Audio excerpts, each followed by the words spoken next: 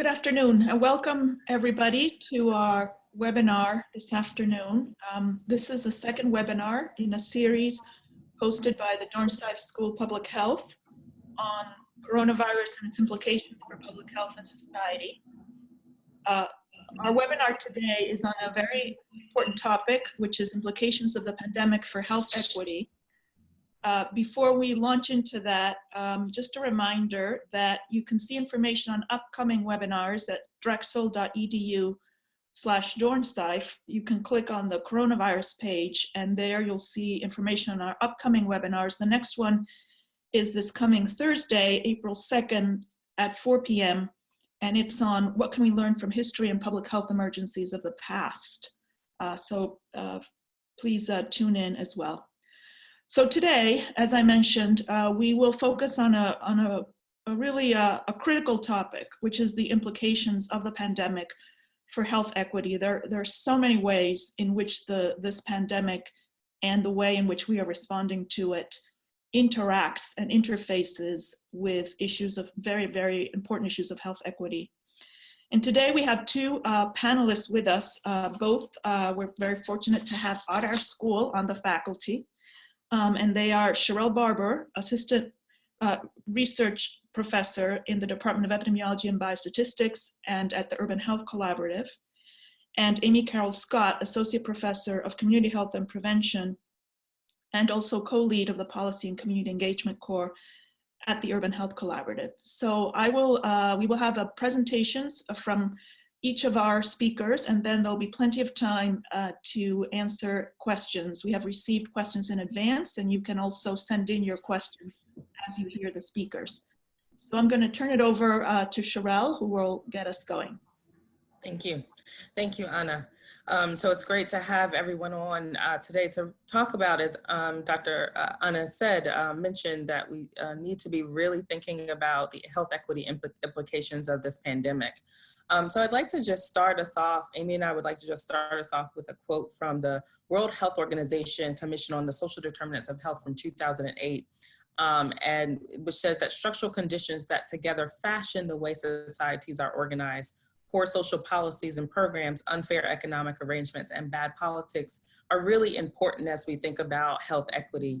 And we know in this moment, while the virus itself, COVID-19, is indiscriminate in its transmission, we know that it is interfacing with these existing structural inequalities that will disproportionately impact marginalized communities in our country. And so it's important also, I also want to just think about this pandemic through the lens of the recently released report from the Pan American Health Organization, Just Societies, Health Equity and Dignified Lives. And again, it challenges us to really look at some of the structural drivers of health equity, again, political, social, cultural, and economic structures, thinking about the natural environment and land and climate change, and also the history and legacy of ongoing colonialism and structural racism. All of these kind of structural factors really shape conditions of daily life and health equity, and are really important to consider as we think about how this pandemic will impact our communities. Great. So, of course, we know that individuals over 70 and those with underlying health conditions are more vulnerable to COVID-19. But what does the response to this pandemic look like for those who are more vulnerable to the disease due to health inequities and underlying social determinants like poverty, racism, limited English proficiency, or living in low-income communities?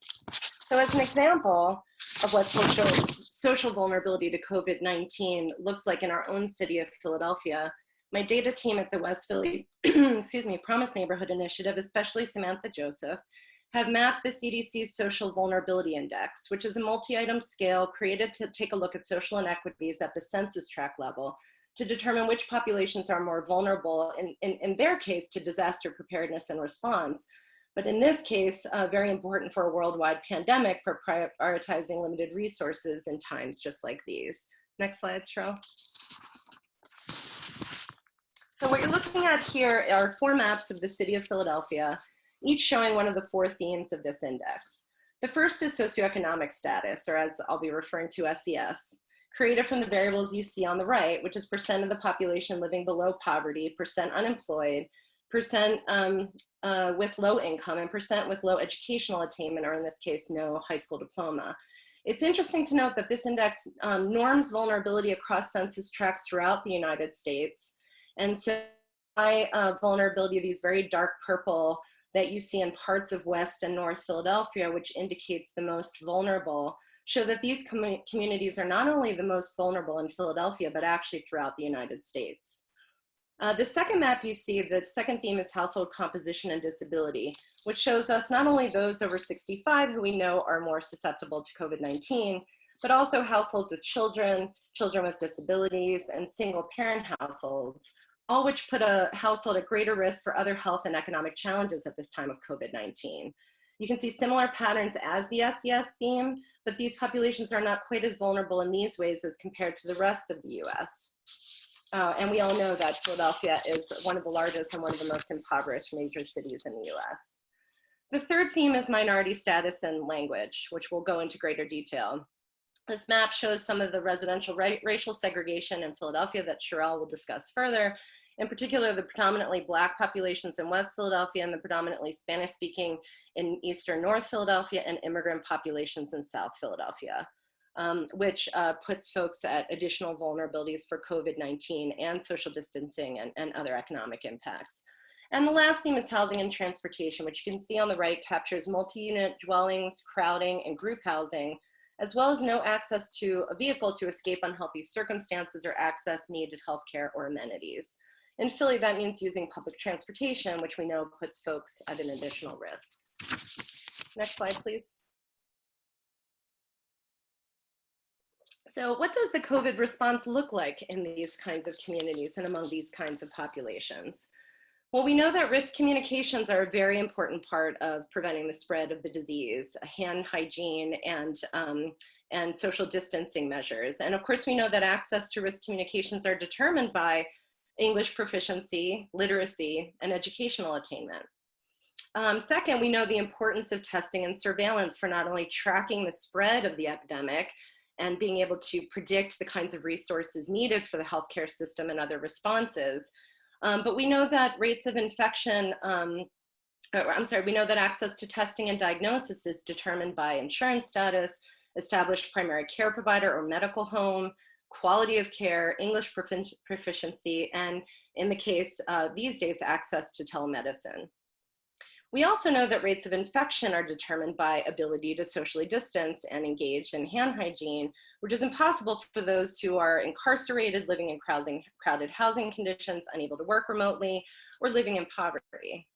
And so we know that the burden of disease, not only transmission or infection, but also the severity of the infection and prognosis is determined by health status and underlying conditions, as well as ability to socially distance and access to testing and diagnosis.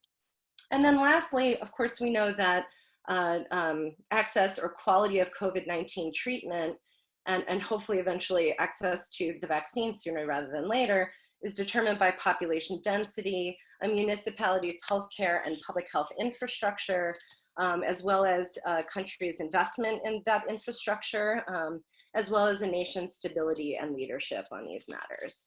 So, so all of the COVID-19 response is absolutely determined by what we know to be important social determinants of health. And so bringing a health equity lens is so important to our response in this case. Next slide, please.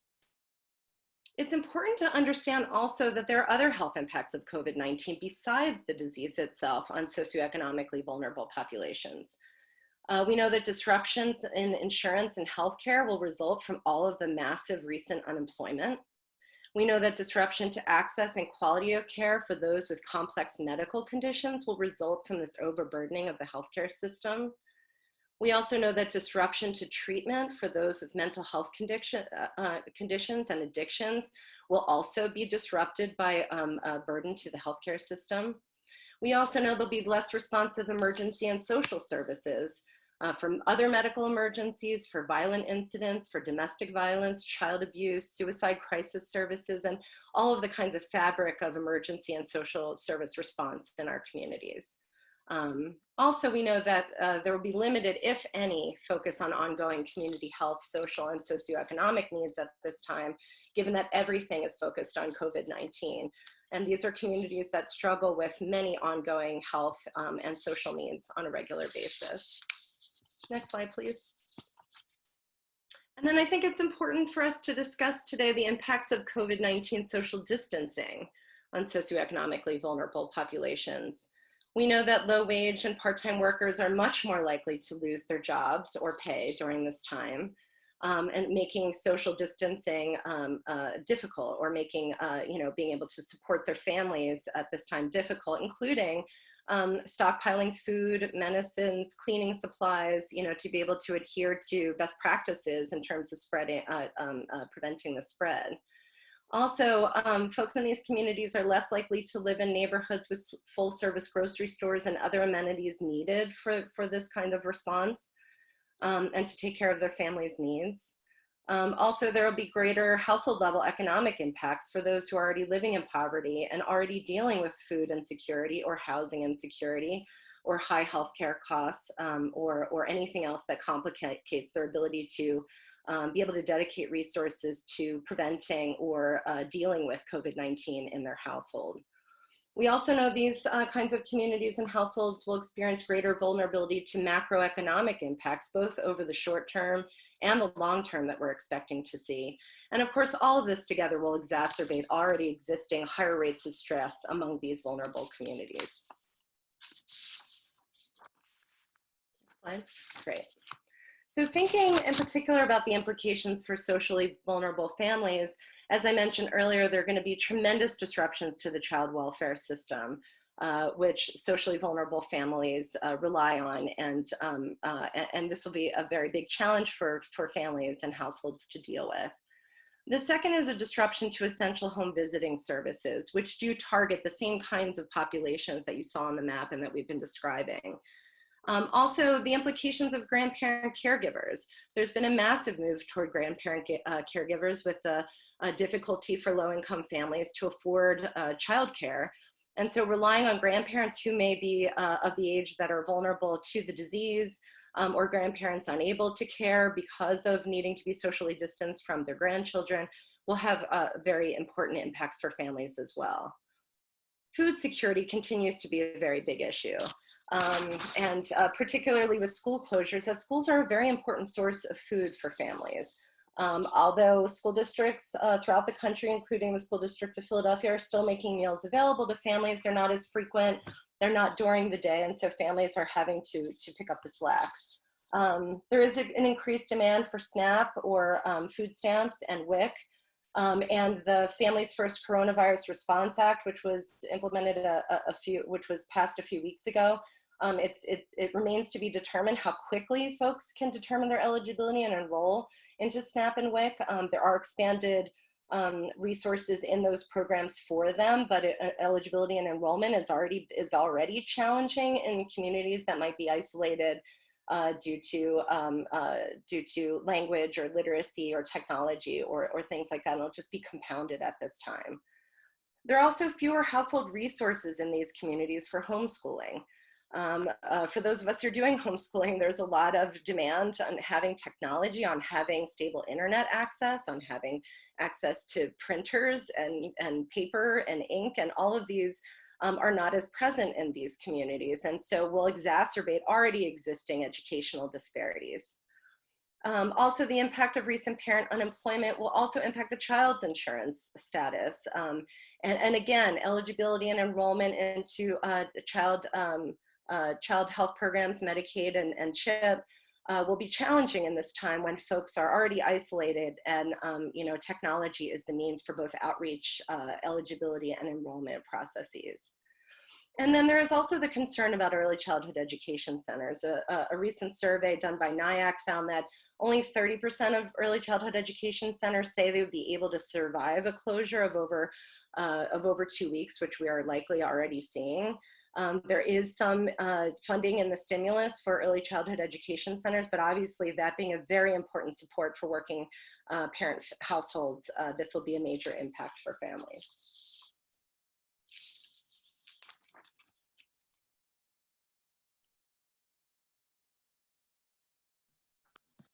So thank you, Amy, for setting up that really nice conversation about kind of the social vulnerabilities.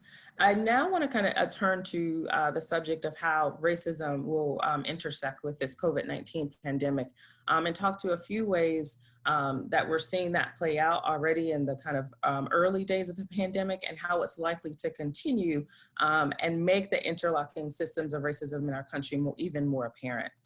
And so I think the most, in a lot of ways, the most visible form of racism at the onset of this pandemic was the stigmatization and violence that we saw against those of Asian descent in this country. And really, leaders that dubbed the COVID-19 pandemic the Chinese virus really start to fuel that violence and fuel the racism that we saw against the subpopulation. But we should be reminded in this time that this racialization of disease in which populations are seen as vectors of infection is not new. And in fact, W.E.B. Du Bois in the Philadelphia Negro pointed this out when we had high rates of tuberculosis in African Americans and Blacks in 1899 at the turn of the 20th century. And he said this, he said, particularly with regard to consumption, that is tuberculosis, it must be remembered that Negroes are not the first people who have been claimed as its peculiar victims. The Irish were once thought to be doomed by that disease, but that was when Irishmen were unpopular, right? So we've seen this racialization process of disease and how that is used against certain subpopulations. And I think it's really critical in this moment as we're seeing it again. We're seeing that again with regard to our Asian populations, that we remember it is just one process of racism that is showing up as this COVID-19 pandemic continues to unfold. So I'd like to pause here and just acknowledge that some of the thinking that I've done over the last couple of weeks on the impacts of racism within the context of the COVID-19 has been done among a collective of scholars from around the country, which has been really powerful to bring together the kind of collective thinking around how racism is going to play out. So just want to acknowledge my colleagues, Dr. Zenzi Bailey, Dr. Chandra Ford, Dr. Shanita Jefferson-Seeley, Dr. Jamie Slaughter, and Dr. Whitney Robinson, who, again, we've been collectively thinking about this. And as in our collective thinking about this, you said, we know we have to think about the ways in which racism interfaces here, from the kind of very foundations of our country, right? So the enslavement of African peoples, and then also the genocide of Native American peoples that really set the groundwork for the structures of racism that exist in our country, and we'll see play out as this COVID-19 pandemic unfolds in this nation. And so a couple of ways or a couple of institutions that we really need to be thinking about, and this is just a list, there are definitely more, but want to just highlight a couple of those. Within our healthcare system, we know that discrimination and bias within the healthcare system is well documented. In 2001, we had the landmark Institute of Medicine report, Unequal Treatment, that really showed and documented discrimination within the healthcare system. And in recent years, as we've kind of been made more aware of the maternal mortality rates, high maternal mortality rates among Blacks, again, this notion of discrimination and bias within the healthcare system has been made very apparent. So in this moment of the COVID-19 pandemic, we have to be attuned to these biases that exist within our healthcare system and think about the ways both access to healthcare, quality healthcare, as well as discrimination might impact access to testing and diagnosis. We know from anecdotally that some folks are being turned away from testing even when they present with symptoms. So they come in with fever, come in with shortness of breath, but are still being turned away from getting testing so that they can get proper treatment. We know that this discrimination and bias might also impact access to treatment, who has access to treatment within the healthcare system.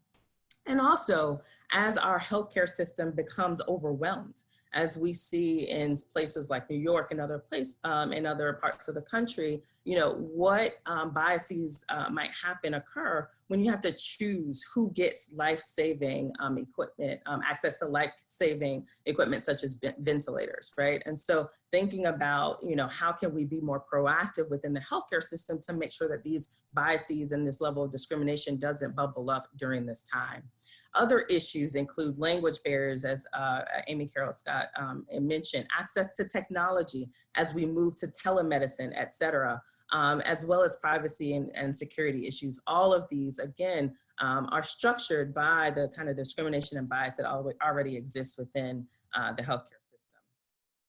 We also know that racialized minority groups in this country also have a disproportionate burden of underlying chronic conditions. So diabetes, cardiovascular disease, autoimmune diseases such as HIV/AIDS are more prevalent among African Americans and Latino communities. And we also know, and so that puts them at greater risk. But we also know that these conditions are seen in much younger ages in these groups, right? And so for Blacks in particular, we see these chronic conditions at much younger ages. And what implications does that have in terms of mortality rates that we will see by racial status in this country? So we need to be thinking about, we've identified over 65 as high risk. But will that be the same for racial minority groups, particularly those where we know these underlying chronic diseases that make the COVID-19 pandemic either more severe or more likely for death? Will that same kind of age distribution be present there?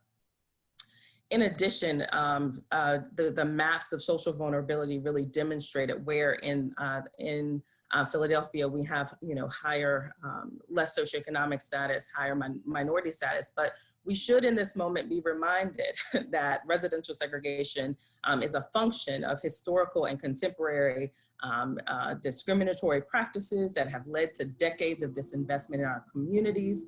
And that disinvestment was not by accident, but by design. And it was a combination of local, state, and federal policies that have created the conditions that we see. And so this, again, as Dr. Amy Carroll-Scott just said, it shapes our access to healthcare, quality healthcare in these communities. It shapes underlying chronic conditions in our communities. And it also shapes the conditions that might make individuals and communities more susceptible to the COVID-19 virus. So thinking about housing condition, access to clean water, crowding, access to health promoting resources like healthy foods. Again, these are shaped not only by individuals' ability to access these issues, but by whole communities, right? And the racial residential segregation that has been persistent and consistent in Philadelphia and in urban areas across the country.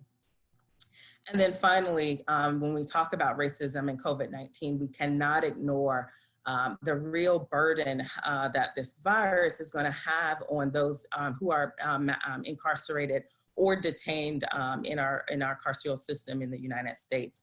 And so we know that there are over 2.3 million people held in prisons, jails, detention centers across the United States. And we're the world's largest incarcerator.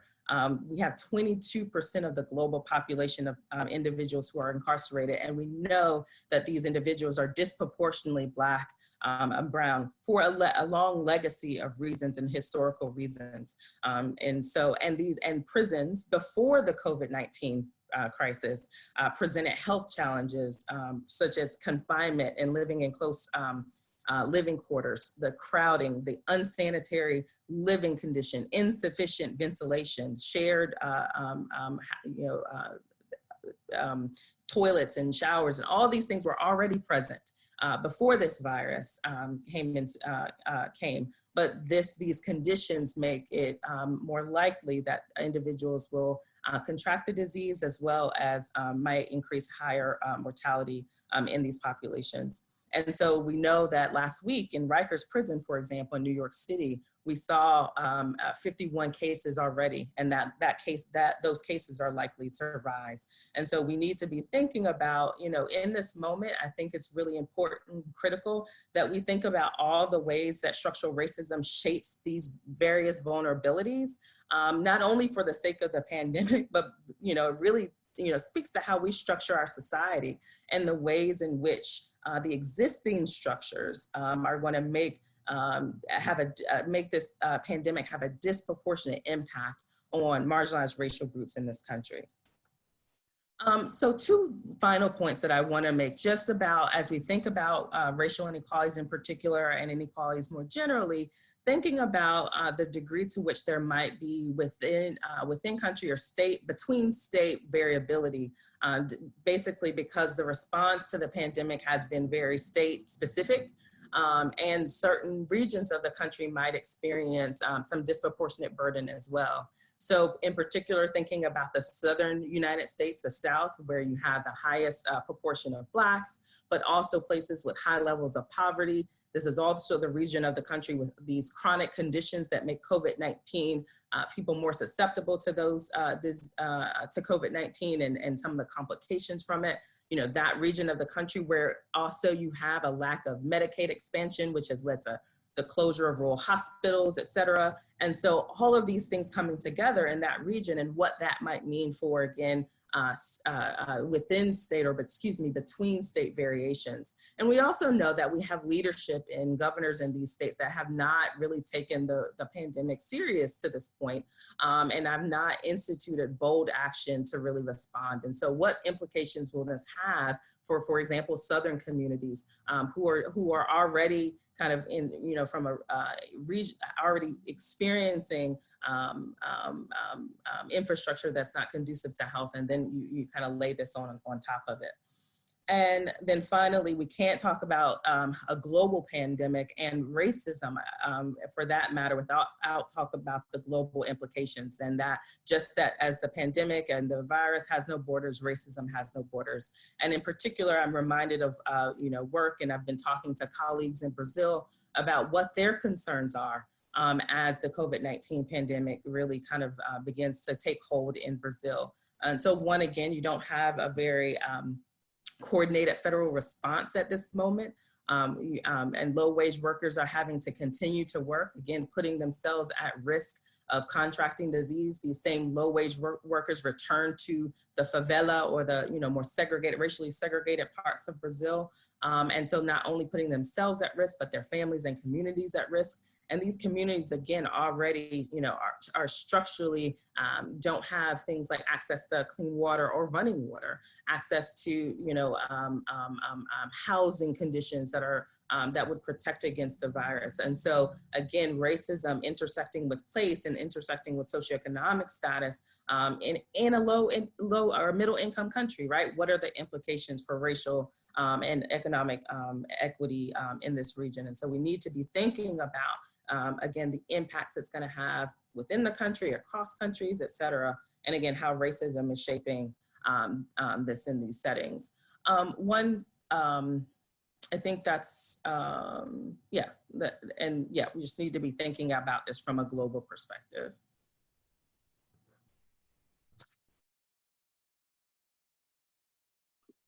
I had muted myself.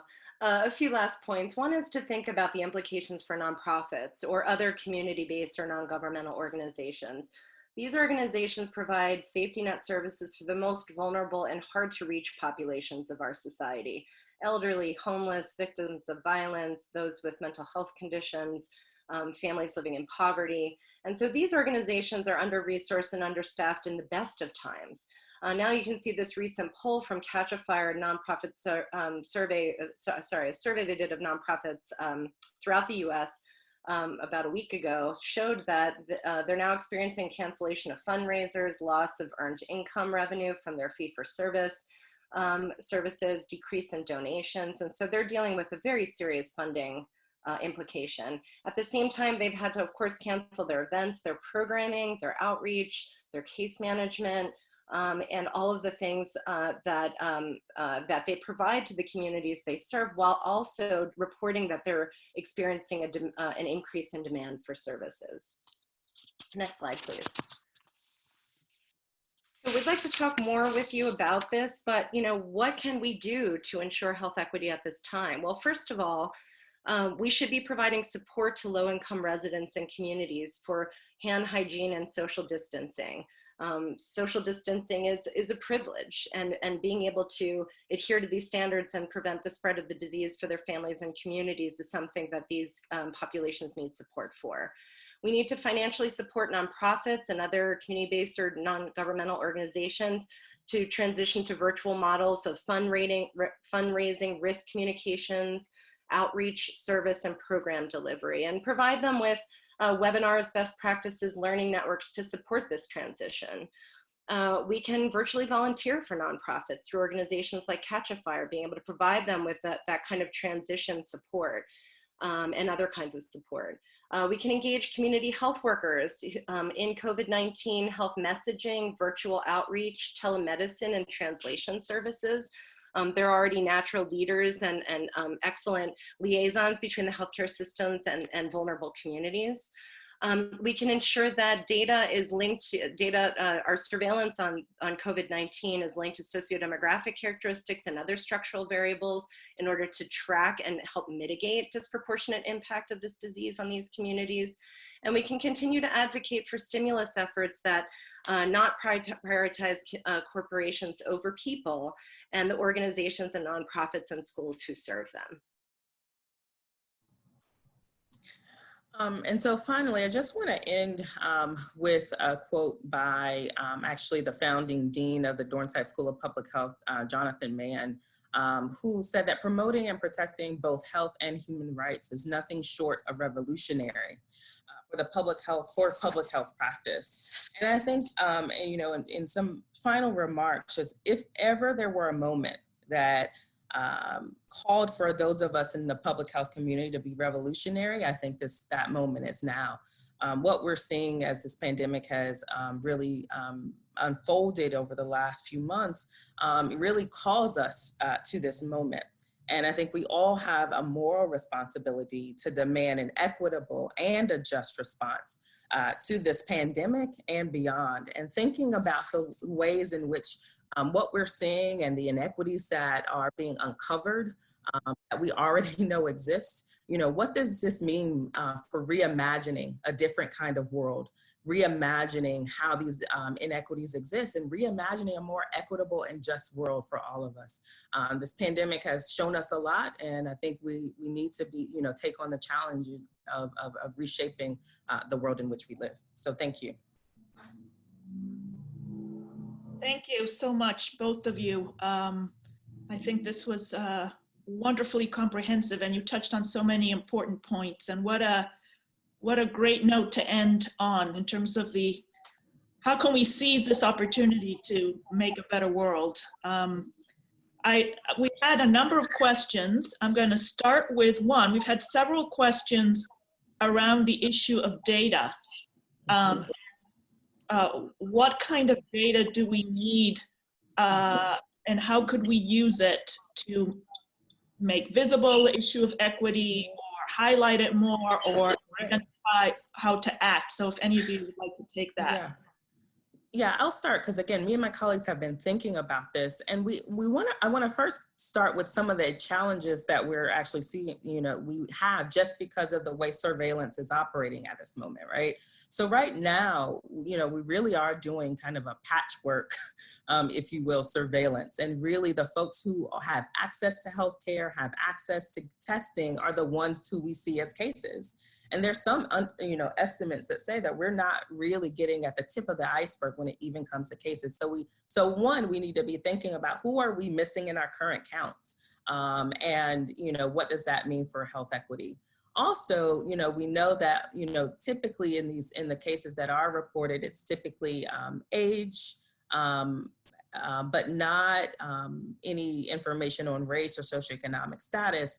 Not sure the extent to which we can link this data, but perhaps, you know, there are ways to link it to census data at some point, et cetera.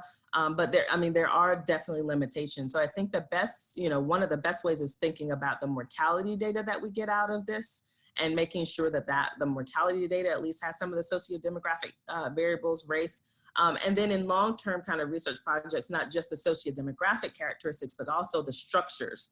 Again, you know, thinking about residential segregation and thinking about, you know, was there a disproportionate impact based on some of these other structural factors, right? And so making sure that long-term research into this doesn't just, even minimize discrimination to the kind of interpersonal, but thinks about the structure. So those are some of, the recommendations. It's going to be difficult though, because surveillance has been just again, been done in such a patchwork and inconsistent way. Yeah, and I'll just add to that. We expect that the patterns of infection and worse prognosis or even death that those maps will look very similar to the maps that I showed earlier. Right now, they don't. Right now, cases in the Philadelphia area are in the wealthier suburbs and are sort of sporadic throughout the city of Philadelphia. It's not associated with socioeconomic status, because as Sharrelle said, it started with those who traveled. And it also we're seeing cases where folks have access to testing, those who have a medical home and are able to advocate for getting a test for themselves or someone in their family. Now, the stimulus has covered testing and treatment that all insurance payers should cover testing and treatment, but we haven't seen any effects of that yet.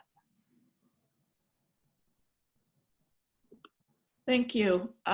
Another question that has come through has to do with the issue I think that both of you alluded to, which is the fact that obviously people with underlying health conditions, which we know are socially patterned and clustered in discriminated and disadvantaged groups, people with underlying conditions have worse outcomes after they become infected.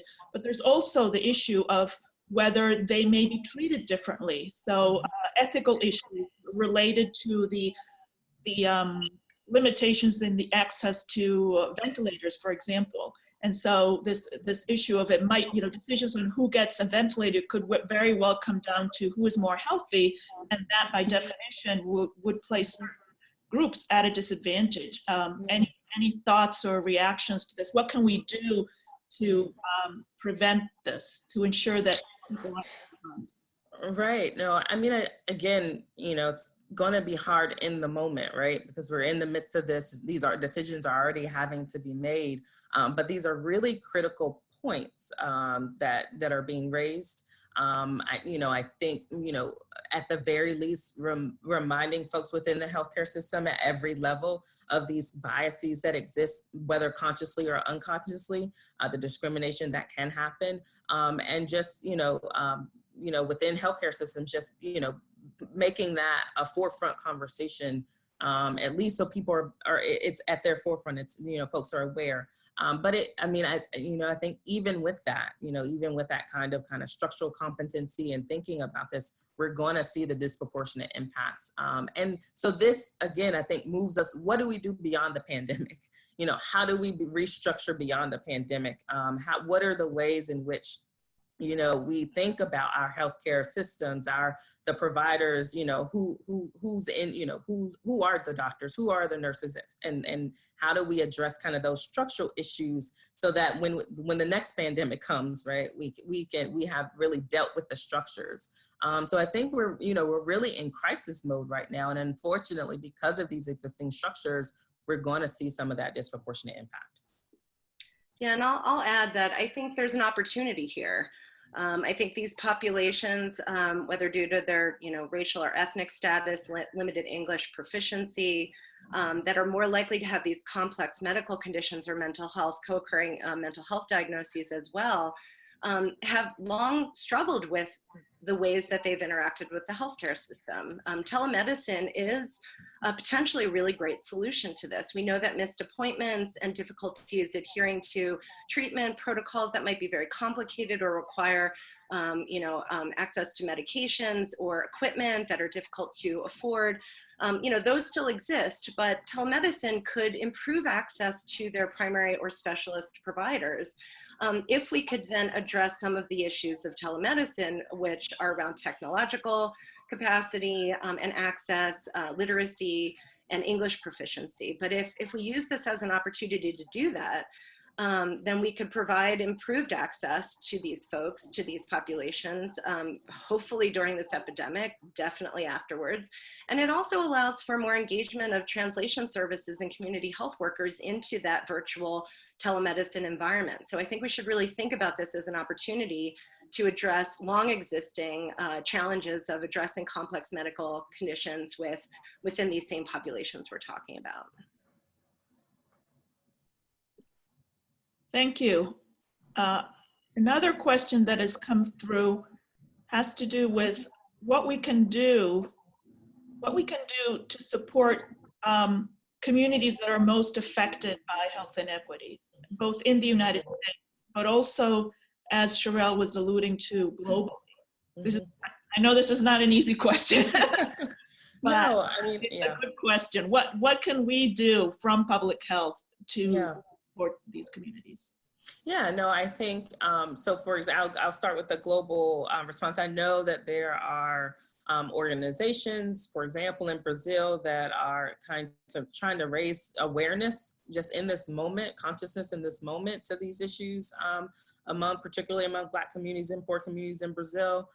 There are some, organizations who are raising funds because, we know that both in the short term and the long term, these communities are going to have a devastating economic impact that will likely just, exacerbate, just the COVID-19 pandemic itself. And so, I know that there are, organizations who are trying to assist in that way. But I do think that the extent to which within the context of this pandemic, we can begin to build, the structures that support our, these communities, the infrastructure, maybe, even thinking about what infrastructure do we need within these communities to be able to support. I know in Philadelphia, for example, we knew that kids were going to be missing meals, right? And so you have now the sites that are providing lunches, et cetera, for folks who are providing, meals. And then, and that's in the short term, but in the long term, let's deal with food insecurity in our, in these communities, right? In the short term, we're making do with what we have, but in the long term, how do we, again, think about the policies we need at the local, state, and federal level that would prevent these structures, that would eliminate or dismantle these, existing structures, right? So I think we can think about what is needed in the short term, right? Some of the things that we're doing in the short term. And I think it's really, powerful to see communities, kind of step up. And it's unfortunate and powerful. Unfortunate because we should have the systems in place to support these communities already, but really powerful to see how local community members are making a way out of no way. It's a phrase my grandmother used to say. They're figuring it out because they've always had to figure out survival, right? And so they're figuring out ways to be neighborly. They're figuring out ways to support communities. And what if we undergirded these communities with the types of policies and the types of structures that just at a baseline supported their well-being? So, I think this is really, we're seeing communities step up to the plate. But now we as governments, as policymakers, as decision makers need to also do the same thing. Yeah, and I'll just say it's an opportunity for public health to advocate for the infrastructure investment we have always advocated for. This is the moment we've always worried about, right? And this is a moment where everyone understands epidemiology and the importance of testing and surveillance and the importance of healthcare systems supporting each community. So I think we can continue to do that. This is a moment for us to increase that advocacy and to gain more allies. I think also, as Sharrelle said, communities know what they need, and to also build the infrastructure, thinking about communities as their own systems and the fabric of those nonprofit and non-governmental organizations that serve them. We need to figure out how to support them, and not just in limited funding opportunities where they have funds for HIV education that they can't use for COVID-19 education, but these are the organizations who have access to these communities. They already know their communication channels and how to get educational, health education messages to them, as well as how to overcome their barriers to seeking, healthcare and other kinds of social and educational services. So I think this, again, is another opportunity to understand their value and to support and invest in them.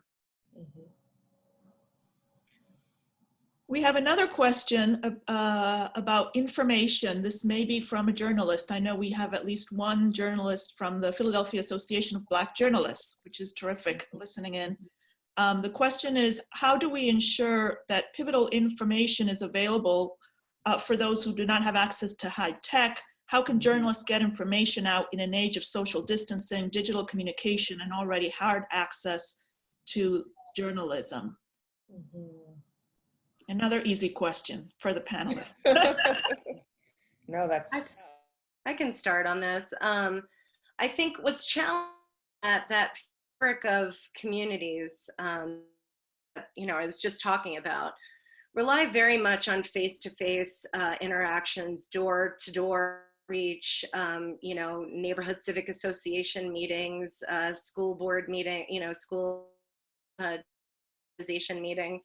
And it's challenging to transition to virtual. But I think it's a good opportunity to try to support those groups in doing so. A lot of them use radio, and that's a great way for specific racial ethnic communities or local urban neighborhoods to be able to reach their constituencies if they're technologically isolated from newspapers, which folks are largely accessing online at this point. Oh, we may have lost Sharrelle. And so I think, figuring out how to allow those organizations to transition virtually in their outreach and messaging, and thinking of other media outlets like local radio, I think is really important at this time. And finding those listservs and newsletters that folks do check their inbox for, because it's those trusted organizations that they look to for guidance in moments like this. Thank you, Amy. Another really good question that has come through says, in response to the pandemic, we have seen some policies emerge that are more progressive in nature. How do we keep pushing for more progressive policies in response to the epidemic, and how do we make sure these policies remain in place after the pandemic? I mean, I think this is a really interesting observation that we are seeing, because it is a crisis. We are seeing some things, I think, that could be quite radical in the sense of how things could change, and that will have implications for health equity. What can we do to support those things? So the question is,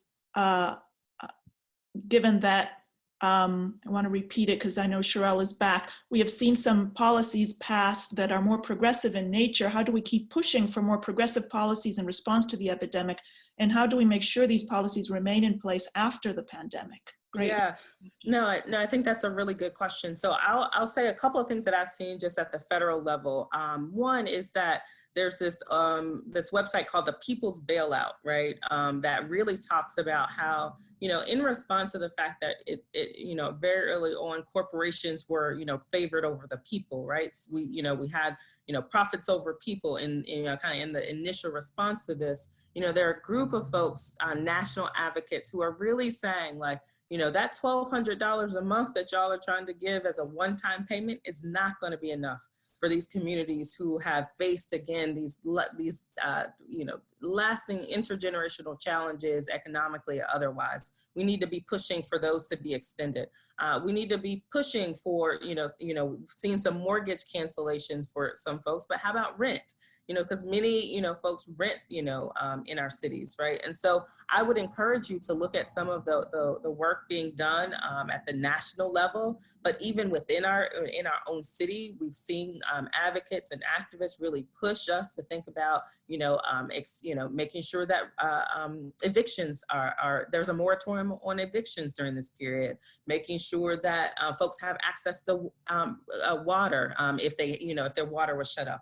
All of those things. And I think, in this moment, we need to continue to push, continue to advocate, both at the federal, the state, and local level. Even, for example, some of the advocacy that's being done around our prisons and what we need to be doing for those who are incarcerated in our jails and also in detention centers at our borders. Like, what are the things that we need to be pushing for, advocating for, so those who have been made marginal by these systems and structures aren't made more vulnerable in this pandemic. And so there's a lot of advocacy work that is happening at multiple levels. I do think that as we are all social distancing, being engaged in some of that advocacy work, calling your local elected officials, I know, calling, state officials, et cetera, federal officials, in this moment, we need to push them because we know that unless we're heard, unless we advocate, these things will be left out. And we have an opportunity because, they had a bill that came out initially, and then they had folks pushed them to, say, this isn't enough. And so we do have a voice in this moment, and people are being very, very creative using digital media and digital technology to be able to push. So I think this is a time to do it. If ever there was a time to really speak up and speak out, this is definitely the time. Yeah, and I'll say, I think that a health equity lens helps us to be more effective. It's great, everybody, it's great for everyone in this country to receive a payment. Everyone is challenged at this time, but a health equity lens allows us to advocate for the fact that those who have fewer resources and greater needs need more help in order to even just sustain where they were before, let alone ensure that they and their families are healthy. And so that health equity lens can help us to, organize our advocacy and take advantage of the fact that community organizing has gone very virtual, for a long time now, and connecting those community voices and experiences and those trusted leaders and mobilizers in those, in those communities to federal or state or, wherever the advocacy moment is, I think is really critical. And making sure that those voices are a part of this decision making, and they don't continue to remain isolated from both the COVID-19 response in the short term, but also in what we expect to be very long term, macroeconomic and household economic impacts. Thank you. Another question that has come through, which I think is related to these issues that we've been talking about, is says, when this is largely over, are you optimistic we will learn lessons from this experience and move towards a more equitable and just society? Or will these systemic issues only worsen after the pandemic? I choose optimism. I mean, and the reason I choose optimism is because I see, folks really taking a stand in this moment, right? And we're going to have to push for it. We're going to have to continue to push for it. We can't let up, once the pandemic is over. But again, I'm seeing, organizations across the country really come together and mobilize in ways that have been really, really powerful and inspiring to watch. So we have an opportunity, and it'll be up to us to choose. I think every generation has their opportunity. So it really will be left up to us, but I do think there's enough of us to really, begin to push and reframe and shape the conversation, not only around this pandemic, but around equity and justice in general, because we know that equity and justice is good for health, equity, good for health, and good for all of us. And so in this moment, I really do, I'm optimistic that, and I'm gonna just evoke a quote from Brazil that I learned from an activist there: "Isso porque nós somos, I am because we are." And in this moment, I think it's really important that we recognize that and push forward to this new reimagined world that we all want to bring about.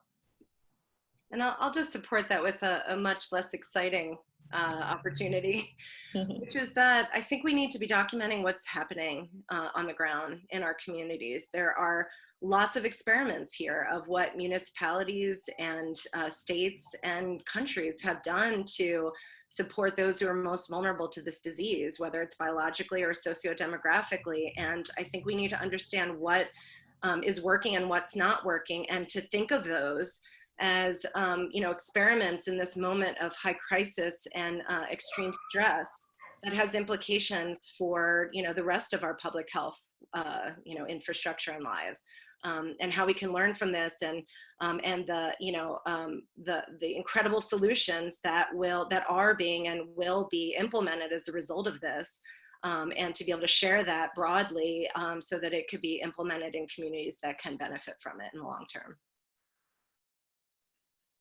Thank you. I think we have time for one more question, which I think is also somewhat related to what we've been talking about. These crises often bring out the worst in people, horrible racism. Sharrelle described some of that. We see it all the time, continuing in many ways, but also can often bring out the best in people. And do you see any positive aspects of this crisis in terms of making more visible and creating more urgency and a sense of the possibility of real action to address health equity issues, which are, as we know, such a critical public health problem aside from this current epidemic? Is there any positive aspect that gives more urgency and makes more visible the health equity problem as a major public health problem in this country and all over the world? I guess I'll start. I can't emphasize enough that communities know what they need, and the organizations who serve them do as well. And it's amazing in the forums where I get to see how they're scrambling to really, reallocate their resources in a way so that they can reach out and they can find out who needs help, and they can make sure everyone is receiving the messaging they need to receive, and how they get tested and where they seek treatment. That's always been the assets that we have in our society. And I think that this is a moment where if we can appreciate the value of that, both within our own communities and across countries, and invest in that, that could be a lasting, positive impact of this. However, if we allow those organizations to close their doors because they've never been very financially viable, because of the helping services that they provide and the limited resources and grants and other funding that they have, I think the opposite will happen. And so this is a critical moment. I think we can make a decision in how we allow these organizations and communities to support themselves and to receive the support they need to be able to help each other. Yeah, and I'd just add to that I think in this moment, it's funny, I think more people know what public health is. Even more people, I think, know what maybe social epidemiology is, and that we've already been talking about these issues for, since the, inception of public health, right? But I think this pandemic helps to illustrate that in a very, kind of interface way, right? These things shape health. And so I think as scholars and practitioners, I think we need to seize upon this moment to demonstrate, okay, yes, this is happening within this pandemic, but this is all, across health outcomes, across, cities and countries and things. These are the issues that are really central and critical in our understanding of health more broadly, but also health equity more specifically. And then I think, along with those kind of investments in communities, because they're such important assets, really thinking about what are the policy implications, again, at the local, at the state, at the national level. What do we need in this moment to really think about restructuring, and how do we create the infrastructure for advocacy to push us towards, those? I think, again, what we're seeing is at the grassroots, we're seeing kind of organizations, come to meet the immediate needs of communities, but we're also seeing, activist organizations really saying, these are the policy demands that we have. And this is actually, and we're seeing that we can pay for it, because in this latest stimulus package, we put up how many trillions of dollars, right? So there's never been a lack of resources. There's actually only been a lack of will. And so if we use this moment to really push us towards the policies, the decisions that would, really restructure our society and push us to more equity, I think it's, we need to be doing that in this moment. Yeah. Thank you very much to Amy and Sharrelle for insightful and thoughtful discussion. This is just the beginning, so we'll keep talking about these topics. And thanks to all of you for joining. As a reminder, our next webinar is on Thursday, April 2nd from 4 to 5 p.m., same time. And it will be on what we can learn from history. And it will include Janet Golden from Rutgers University and Dominique Sisti from University of Pennsylvania, and will be moderated by Mike Udell, chair of the Department of Community Health and Prevention here at our school. And we'll also touch on issues of ethics, so that we touched on today a little bit. So I'm sure it'll be an interesting one to listen into as well. We will put a link to this webinar on our website. It will be available. Thank you again for joining, and a big thanks to Amy and Sharrelle for being part of this. Thank you, Anna. Thank you, Anna.